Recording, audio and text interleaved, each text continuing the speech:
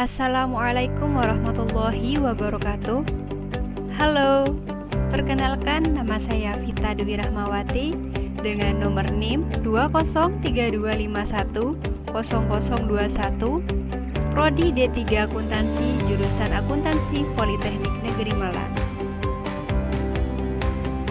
Pada video kali ini, saya akan menjelaskan mengenai pengendalian kas. Sebelum itu, saya akan memaparkan tentang kas dan setara kas. Kas dan setara kas adalah uang tunai yang paling likuid, sehingga pos ini biasanya ditempatkan pada urutan yang termasuk dalam kas.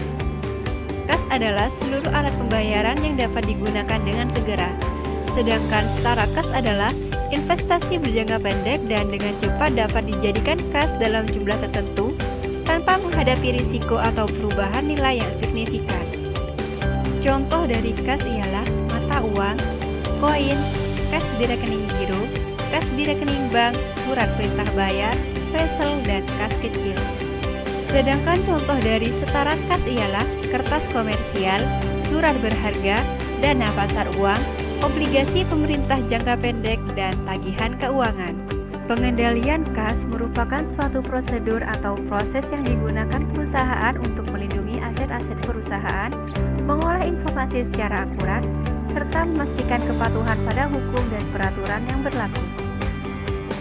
Tujuan pengendalian kas yaitu menyediakan keyakinan yang memadai bahwa adanya pemisahan tugas, semua transaksi kas diotorisasi dan dicatat dengan tepat, meyakinkan adanya uang kas yang cukup, dan mencegah hilangnya uang kas akibat kecurangan.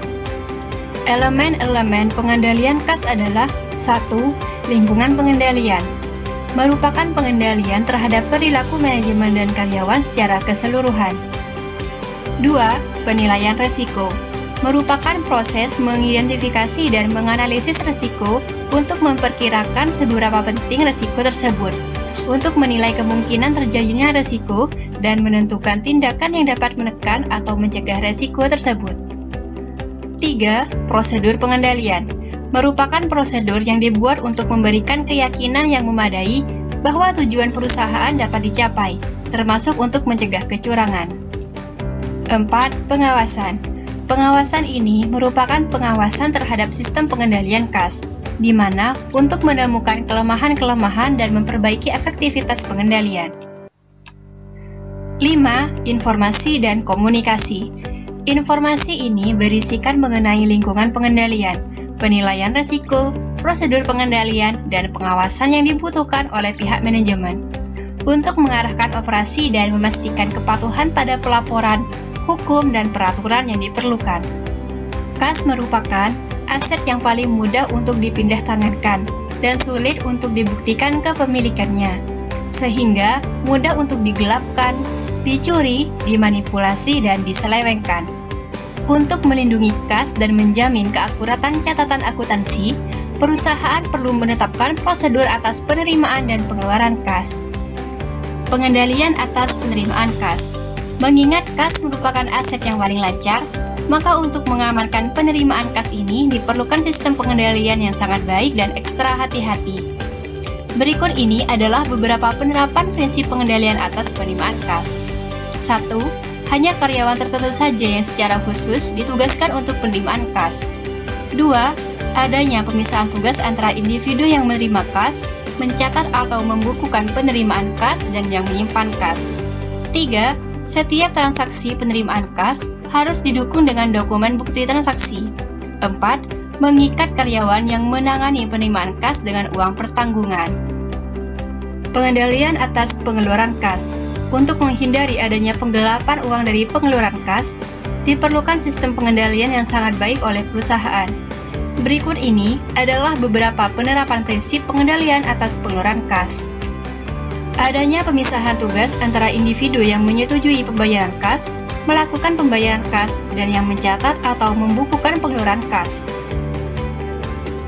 Melakukan pengecekan independen atau verifikasi kas dengan jangka waktu yang tidak tentu. Faktur tagih atau invoice yang telah dibayar lunas harus segera diberi stempel lunas atau paid. Salah satu bentuk pengendalian kas lainnya yaitu kas kecil.